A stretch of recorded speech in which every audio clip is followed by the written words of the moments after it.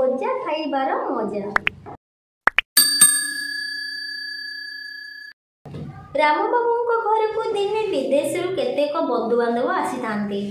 एते दिन पर बंधु लोक घर को आसिथिबारु संगरे किछि मीठा जलिकिया आनिथिले। रेल पाखरु सीधा स्टेशन रु घर को रामबाबू घर को आसिले। से दिन अपराह्न 3टा बेले पहुँचिले। सेते बेलकु रामबाबू ऑफिस रे फेरी न थांती। एणे पिला माने मध्ये समस्ते स्कूल जाई थांती। हेले रामबाबू स्त्री पद्मावती एकुटिया घरे थांती। सी अतिथि मानक प्रथमे संबर्धना जणाइले और लोटरे पानी आनी हाथ पोछखाना रे बसाई देले। तापरे घरु चा जलखिया व्यवस्था करिथिले। चा पान दे अतिथि चर्चा करुथांती। किछि समय पर रामबाबूंकर अति अलिअलि सान झियो पिंकी आसी रिक्शा रे पहुँचिला स्कूल रू छुट्टी होई। सी अतिथि मानक मध्यरु जड़े वयस्क लोक जी कि तार जेजेमा हुअंती। से ताको निजे कल को टाणी नहीं आदर स्नेह करिले एवं तार नाम पचारि बुझिले। छोट छुआटी निजेर स्कूल नाम मध्य कहीदेला। अतिथि माने आनिथिबा मीठा पुटुलाटी को पिंकी हाथ को बढ़ाई देले।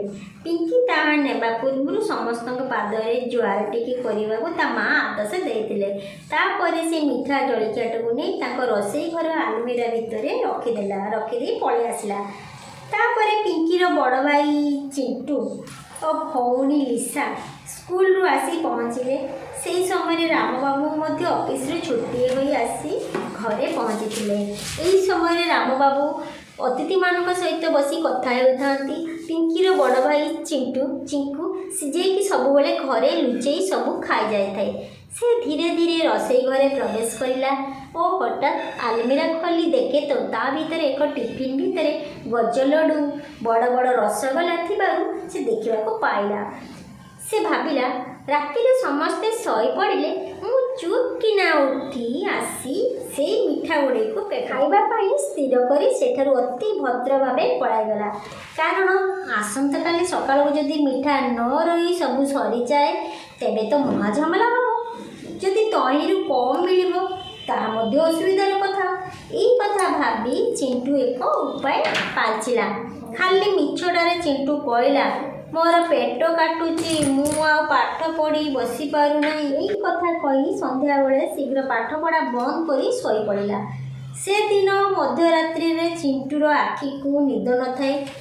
निद भांगीगला मध्यरात्रि निद भांगीगला। से सेतेबेले को उठी देखे तो समस्ते घर निदरे शोई जाइछथि। तेणु ताकू रोसई घर को जीवाई सुजोग मिलगला।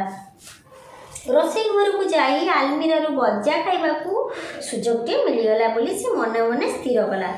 से एक दुष्ट प्रकृतिर पिला।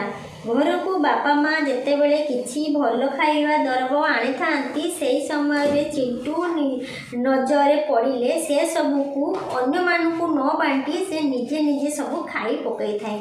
एपरिक ता सान भौणी को विधा चापुड़ा व्यतीत आउ किछि भी मिली न थाए।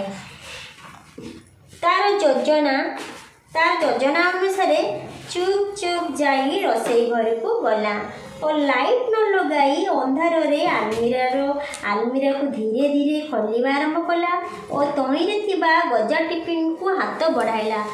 सेतेबेले को टिफिन ढांकुणी खोला रही थाए एवं गजा सहित से असंख्य लाली पिंपुड़ी भर्ती हो जाती। ए कथा चिंटू को अंधार रे जमा भी जना पड़ा नहीं। सेथुरु जेमिति गजाटीए आनी पाटी रे पुराई देइछि पिंपुड़ीर आक्रमण रे से रसोई घर खूब जोरे चित्कार करी उठिला।